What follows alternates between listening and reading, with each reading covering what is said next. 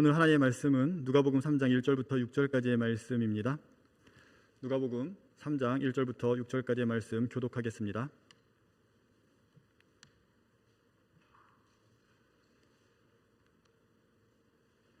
누가복음 3장 1절부터 6절까지 말씀 교독하겠습니다. 디베레 황제가 통치한 지 15해 곧 본디오 빌라도가 유대의 총독으로, 헤롯이 갈릴리의 분봉왕으로, 그 동생 빌립이 이두레와 드라고닛 지방의 분봉왕으로, 루사니아가 아빌레네의 분봉왕으로,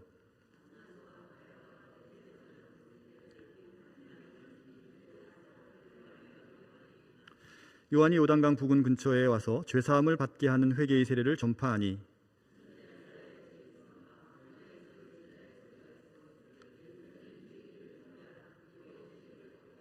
모든 골짜기가 메워지고 모든 산과 작은 산이 낮아지고 굽은 것이 곧아지고 험한 길이 평탄하여질 것이요. 아멘. 기도합니다. 사랑과 은혜가 충만하신 하나님 아버지, 날마다 하나님의 은혜를 경험하며 살게 하신 하나님의 은총에 감사를 드립니다. 이 시간 성령의 임재를 통한 상한 심령이 회복되는 놀라운 역사를, 또한 정결한 마음을 허락하여 주옵소서. 선포되는 하나님의 말씀을 통해 하나님의 지혜로 이 세상을 살아내길 간절히 소원합니다. 말씀에 온전히 순종하는 복된 시간이 되도록 인도하여 주옵소서. 거룩하신 예수 그리스도의 이름으로 기도하옵나이다. 아멘. 할렐루야. 네, 수요 예배 제가 세 번째 설교를 하고는 것 같습니다. 요즘은 대림절 기간을 보내고 있습니다. 이번 주가 대림절 네 번째 주간을 마지막을 보내고 있는데요. 우리 성도님들은 어떻게 대림절을 지금 보내고 계십니까?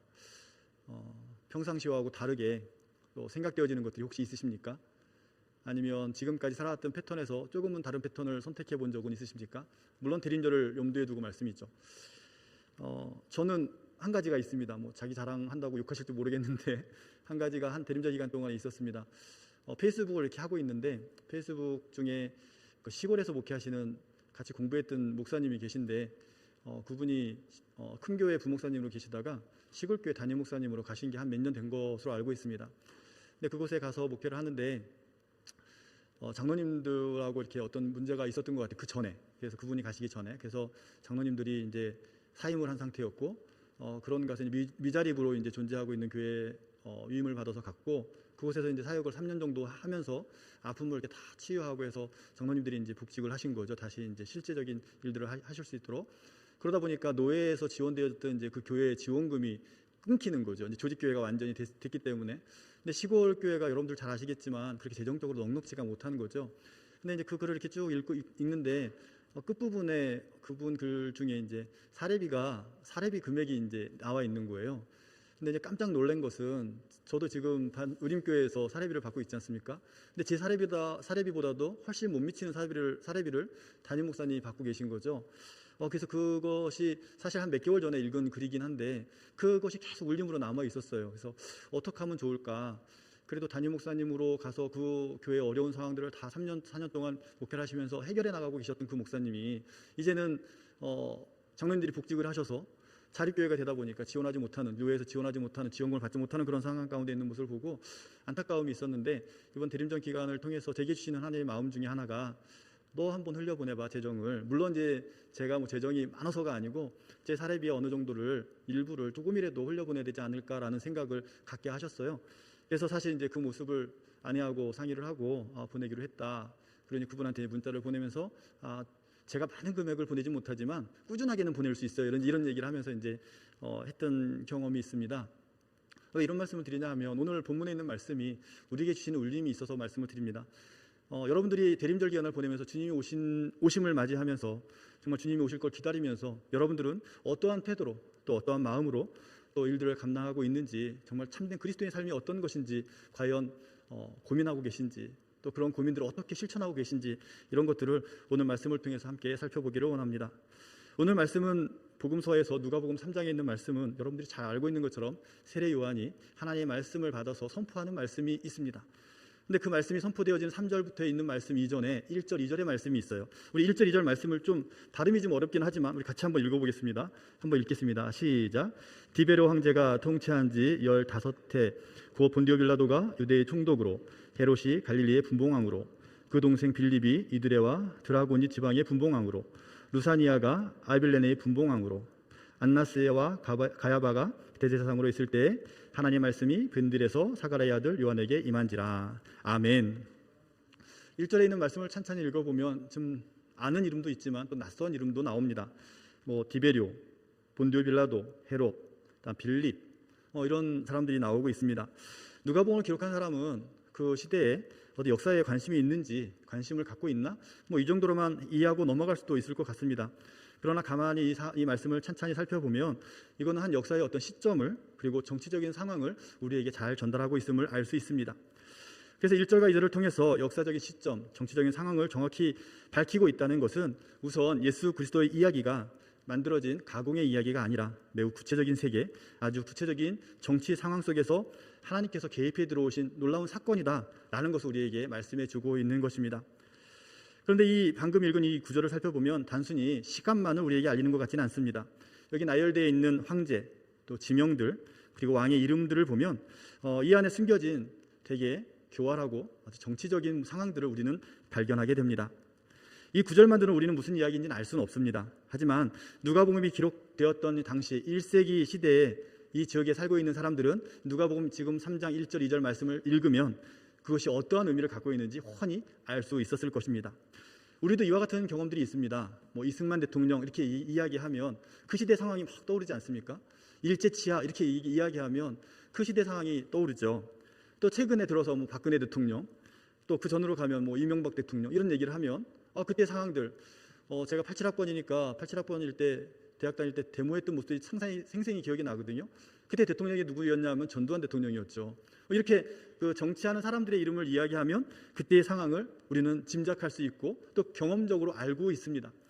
이와 마찬가지로 오늘 누가복음 3장 1절과 2절에 있는 말씀을 통해서 우리가 깨닫는 것은 그때의 그런 정치적인 상황이 그랬다라는 것, 그 시대에 있던 사람들은 어떤 상황이었구나 라는 것을 알 수 있다는 것입니다. 먼저는 그 땅은 로마의 식민지였다라는 거죠. 그래서 디베르 황제가 통치하고 있던 시절이라고 1절에 말씀하고 있는 것입니다. 이 디베르 황제는 전능하신 신의 아들이라고 추앙받던 인물입니다. 로마 제국의 2대 왕이기도 하죠. 황제이기도 하죠. 또 그 뒤에 나오는 빌라도, 그 다음에 헤롯, 또 빌립, 이러한 인물들은 사실 그 정치 안에, 그 황제의 이름 안에 은혜를 누리고 있던, 은총을 받던 사람들이기도 합니다. 그래서 신구약 중간사를 이렇게 같이 공부하다 보면 이런 인물들에 대한 이야기가 나오는데 그 자리를 차지하기 위해서 얼마나 정말 처절하게 싸우고 있는지를 모릅니다. 그렇게 그런 상황을 지금 누가복음 3장 1절에서 2절에서 우리에게 설명하고 있는 것입니다. 본디오 빌라도는 잔인한 총독이었고 또 봉신 군주였던 헤롯과 빌립, 그 다음에 로마의 가신이었던 루사니아가 이렇게 거론되고 있습니다. 이들 모두의 공통점이 있습니다. 권력이라는 것입니다. 권력에 집착하고 있는 사람들인 거죠. 권력욕이 대단했던 사람들입니다. 자신의 권력을 위해서라면 어떠한 일도 서슴지 않는 그러한 인물이라는 것입니다. 비교적 덜 알려진 아빌레네의 분봉왕인 누사니아도 마찬가지로 권력을 위해서 배신하고 음모를 밥 먹듯이 했던 사람입니다. 그래서 기록에 보면 서기 33년에 로마 제국에 의해서 그는 반역자로 처형되기도 합니다. 그러고 보니 1절에 나오는 인물들은 권력을 탐하던 자들임을 우리는 간접적으로 알 수 있습니다. 또한 그 당시 시대상을 우리는 알 수 있는 것입니다. 2절로 넘어가면 예루살렘의 대제사장인 안나스와 가야바가 지명되고 있습니다. 분명히 이 두 사람은 정치나 권력 대신 오직 종교와 영적인 문제에만 관련된 것으로 우리는 생각할 수 있습니다. 하지만 그 당시 현실은 그렇지 않습니다. 예루살렘의 영적 권위로 사실상 로마 황제의 눈치를 보지 않으면 안 되는 시대가 바로 복음서가 기록되었던 그 시대이기 때문입니다. 이처럼 세례 요한과 예수님이 등장한 시대에는 철저히 로마의 권력 아래, 또 로마의 통제 아래 움직이던 때였습니다. 높은 자리에 앉아있다고 하는 사람들이 너나 할 것 없이 힘 있는 자에게 빌붙어서 살던 시대라 말할 수 있는 것입니다. 이 모든 것이 힘의 논리 아래 있었던 것이죠. 여기서 살아남기 위해서 또는 힘을 얻기 위해선 종교조차도 권력에 기생할 수밖에 없는 그러한 시대였다라고 성경은 우리에게 말씀하고 있는 것입니다. 그런데 이런 사람 밑에서 살던 평민들의 삶은 어땠을까요? 말하지 않아도 뻔하지 않습니까? 그들의 삶은 우리가 상상할 수도 없는 착취와 억압을 당하고 있던 그러한 시대의 삶을 살고 있었다라고 우리는 충분히 이해할 수 있습니다. 이 짧은 1절과 2절의 두 구절을 통해서 지루한 역사 이야기가 아니라 많은 시대적인 상황을 우리에게 성경은 말씀하고 있는 것입니다. 그런데 놀라운 것은 그러한 시대적인 상황, 그런 압박과 억압 가운데 있던 그런 시대적인 상황에서 2절 끝부분에 나타나는 그 구절입니다. 디베르 황제가 15년 동안 통치하던 그 시절에 권력의 빌부터 살던 사람들이 온 천하를 장악했던 그 시대에 빈들에서, 광야에서 요한에게 하나님의 말씀이 임했다라고 복음서는 말씀하고 있습니다. 권력의 논리가 판치는 세상인데 하나님은 지극히 평범한 제사장의 아들인 그것도 운둔자로, 그리고 괴짜로 밖에 살고 있던 그 인물 세례 요한에게 하나님의 말씀이 임했다라는 것입니다. 사실 요한은 아무것도 아닙니다. 무엇 하나 내세울 것 없는 사람입니다. 중심이 아니라 변방에 있던 사람입니다. 권력은커녕 가난한 표상을 갖고 있는 사람입니다. 이러한 요한을 두고 성경은 4절에 보면 광야에서 외치는 소리다라고 설명하고 있습니다. 그런데 복음서 말씀은 이렇게 아무도 내세울 것 없는 인물을 모든 고위 정치인과 대결하고 맞서는 인물로 세웠다라는 것입니다. 그러고 보면 누가복음 3장 1절과 2절의 말씀은 짧지만 우리에게 많은 생각을 하게 합니다. 이 장면은 우리에게 하나님의 권능이 어떤 것인지 미리 보여주는 말씀이기도 합니다. 하나님의 능력은 금은보화로 가득한 호화로운 궁전에서 찾을 수 없고 권력투쟁이나 권모술수로 정의되지 않는다는 것입니다. 우리는 늘 성공 스토리에서 하나님의 능력을 찾고 있는 것 같습니다. 참된 하나님의 능력은 오히려 훨씬 더 작고 더 미묘하고 전혀 예상치 못한 곳, 평범한 사람, 광야에 임한다고 오늘 말씀을 통해서 우리에게 전달하고 있습니다. 성경 인물들을 한번 떠올려 보십시오. 하나님께서 당신의 돌고 선택한 사람들이 과연 어디 부류에 있었는지, 어느 부류에 있었는지, 정치 권력의 중심부에 있었는지, 아니면 그 정치 권력 중심부에서 멀리 떨어진 사람들이었는지 한번 생각해 보시기 바랍니다. 예를 들어 예언자나 세례 요한과 같은 사람들도 그렇고 하나님의 아들을 낳도록 선택된 마리아도 그렇습니다. 무엇 하나 내세울 것 없는 여인이었고 무엇 하나 내세울 것 없는 여인임을 우리는 누구보다 잘 알고 있습니다. 예수님도 그렇죠. 그분은 목수였고 어떻게 보면 지금으로 따지면 일용직 근로자이지 않았을까 생각이 됩니다. 나그네처럼 떠들면서 설교하던 분이셨습니다. 하지만 그 평범한 사람들을 하나님의 나라의 기이한 능력으로 세상의 권력을 무너뜨리는 하나님의 나라의 역사를 이루는 일꾼으로 부르셨다라는 것입니다. 우리의 평범함이 하나님의 위대한 역사의 주역으로 오늘 우리는 초대받은 것입니다. 세상에 권력이 있어서 하나님께서 우리를 부르신 것이 아니라, 우리가 돈이 많아서 힘이 있어서 부르신 것이 아니라 아주 평범한 자리에 있는 우리들을 하나님께서 부르셨습니다. 이 얼마나 큰 영광입니까?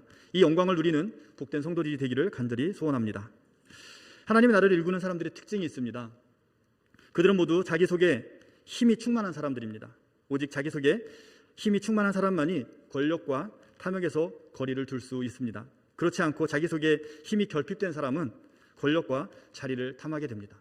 자기의 힘이 없으니까 누군가를 이용하는 거죠. 자기가 힘이 없으니까 누군가의 권력을 의지하는 겁니다.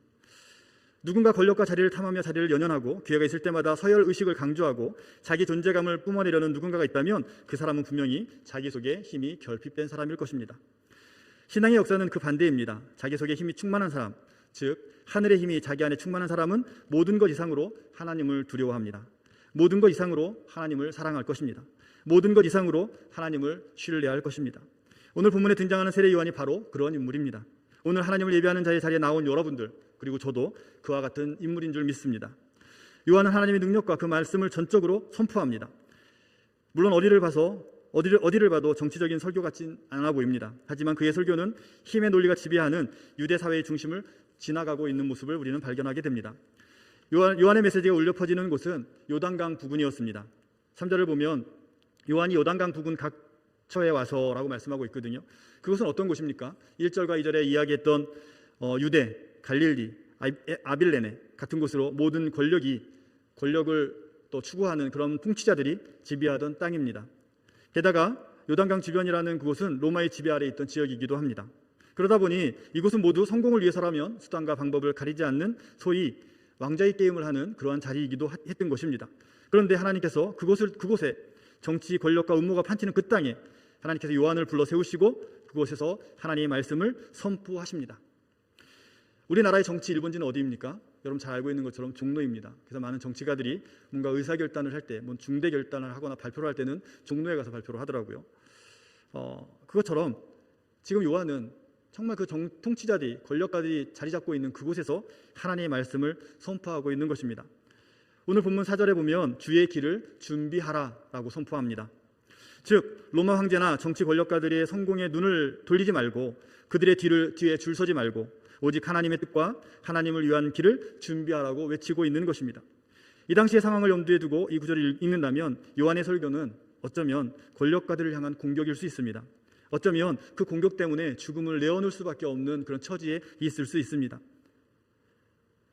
오늘 본문 3절 4절을 읽으면 이렇습니다. 너희는 주의 길을 준비하라. 그의 오실 길을 굳게 하라. 모든 골짜기가 메워지고 모든 산과 작은 산이 낮아지고 굽은 것이 곧아지고 험한 길이 평탄하여질 것이요 모든 육체가 하나님의 구원하심을 보리라. 아멘.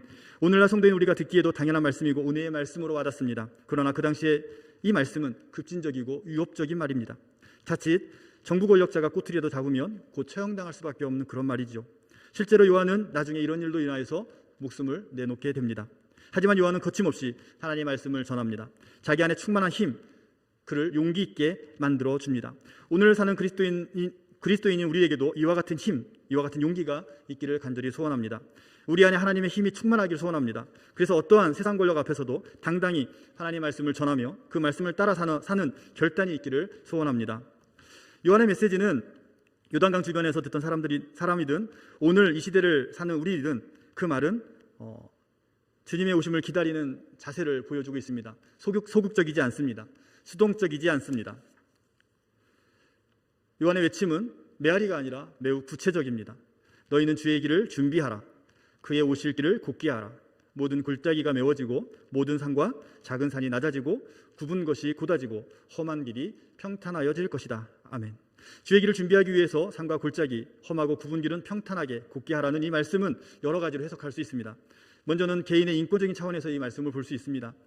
사람은 누구나 하나님의 형상으로 태어났고 누구나 존귀합니다. 가난하기로부터 노인, 부한자나 가난한 자, 건강한 자나 병든 자나 국적과 문화, 피부색이 가릴 것 없이 모두 살아있는 생명 그 자체는 존중받아야 마땅합니다. 하지만 우리가 사는 사회는 그렇지 않는 것 같습니다. 빈부의 격차가 심해지고 있는 것 사실입니다. 직업과 신분의 격차가 있다라고 우리는 잘 알고 있습니다. 나이와 출신 성분에 따라서 구별하는 차별을 갖고 있는 사회의 모습을 갖고 있습니다. 심지어 초등학생조차도 어느 아파트에서 사는지 보여주고 있습니다. 그런 사회를 우리는 살아갑니다. 저희 아내가 좋아하는 드라마가 있습니다. 요즘에 토요일과 일요일에 하는 엉클이라는 드라마인데 그 엉클에 있는 그 아이가 임대 아파트에 사나 봐요. 그러니까 그 임대 아파트에 사는 사람을 이렇게 따시키고 그렇지 않은 사람들끼리 부류가 되어서 카톡방을 공유하고 있는 그런 드라마를 보게 됩니다. 이런 것이 드라마에 있다라는 건 그만큼 차별된 사회로 우리는 살고 있다라고 반증하는 것이기도 합니다. 세례자 요한을 통해 선포되는 이 말씀을 통해서 우리가 주님 오시길 기다리는 사람이라면 모든 높이와 굽은 것, 차별의 시선들을 곧고 평탄케 펴야 할 것에 우리는 마땅히 참여해야 될 것입니다. 그것이 바로 주의 길을 준비하는 재림절 기간을 보내고 있는 그리스도인의 자세일 것입니다. 또한 사회적인 문제로 우리 이 말씀을 바라볼 수 있습니다. 하나님의 백성인 우리는 하나님의 나라인 가치인 정의와 평등, 평화를 이 땅에 일구도록 부름받은 사람들입니다. 그런데 우리가 살아가는 세계의 현실은 여전히 하나님의 나라에서 먼 곳만 같습니다. 땅과 자산이 특정 부류에 편중되고 가난한 사람과 환경이 희생당하는 현실은 이미 우리에게 잘 알려진 사실이기도 합니다. 누가복음의 표현을 빌리면 이렇습니다. 우리 주변의 산은 계속 높아지고 계곡은 점점 깊어지고 교회 창문 너머로 눈만 돌리면 확인되는 그런 상황들. 우리 주변은 위풍당당한 빌딩숲으로 가득 차지만 그 후미진 곳에는 노숙자들이 또 그 후미진 곳에는 삶의 힘듦을 경험하고 있는 그림자들이 그리워져 있다는 것을 누가복음의 표현을 통해서 우리는 알 수 있습니다. 이런 세계 속에서 우리 오늘 본문은 교회의 존재의 이유를 이야기하고 있습니다. 교회는 끼리끼리 즐겁고 행복하고 소심한 클럽하우스 같은 펜트하우스 같은 이런 삶이 아니라 그리스도인으로서 교회가 부르심을 받았다고 한다면 오늘날 우리는 공정한 세상을 만들어야 될 것입니다. 보다 정의로운 세상을 우리는 살아내야 할 것입니다. 보다 평화로운 세상을 위해서 우리는 우리의 삶을 드려야 할 것입니다. 소수의 특권층만을 위한 모임이 아니라 경제 너머에 있는 6절에 있는 것처럼 모든 육체가 하나님의 구원을 봐야 하고 또 보게 해야 될 것 같습니다. 이것이 하나님의 이상이며 하나님이 우리를 부르신 이유입니다. 구원의 목적입니다. 바로 이것이 주님 오실 길을 준비하는 것이고 산과 골짜기의 험한 길을 평탄케 하라는 말씀일 것입니다. 오늘 요한의 메시지가 2000년 전이나 지금이나 힘 있는 사람에게는 또한 성공한 사람들에게는 받아들여지기 쉽지 않은 말씀일 것입니다. 하나님의 말씀은 권세와 권위, 특권의 의문을 제기합니다. 요즘 정치인들, 권력가들, 심지어 기독교적 가치를 따라 행동하는 척하는 사람들까지도 세례 요한의 메시지는 거슬리고 불편할 것입니다. 여러분들도 그렇습니까? 혹시 여러분들의 재산을 내어놓으라고 하면 마음이 불편하십니까? 제 얘기를 자꾸 해서 죄송한데 제가 신학을 하면서 바뀐 것이 있다면 물질관이기도 합니다. 사례비가 얼마 되지 않지만 물론 11조 감사원금을 하는 건 당연하고요. 학교에 후원금을 좀 해야 되겠다라는 생각이 어느 날 들더라고요. 신대원 2학년 때. 그래서 지금까지 계속 학교에 제 사례비의 10분의 1을 하고 있습니다. 뭐 자랑하려고 말씀드리는 거 아닙니다. 물질의 가치가 물론 바뀐다는 겁니다. 제가 92년도에 처음 직장생활할 때 월급이 60만 원이었습니다. 연봉으로 따지면 한 900만 원 정도 되더라고요. 근데 2002년도에 10년 딱 됐을 때 제 연봉이 10배가 뛰었더라고요. 그리고 이제 2010년도까지 직장생활하고 마무리를 했는데 사실 그때는 돈을 많이 벌 때는 저를 위해서 써야 된다고 생각을 했습니다. 근데 지금은 사실 거기에 비해서는 너무 적은 비용을 사례비로 받고 또 살아가고 있는 건 사실입니다. 근데 사실 그때보다 지금이 더 마음이 넉넉함을 느낍니다. 물질이 많아서가 아니고 있는 것 안에서 그 물질을 어떻게 써야 되는지를 자꾸 생각하게 되는 거죠.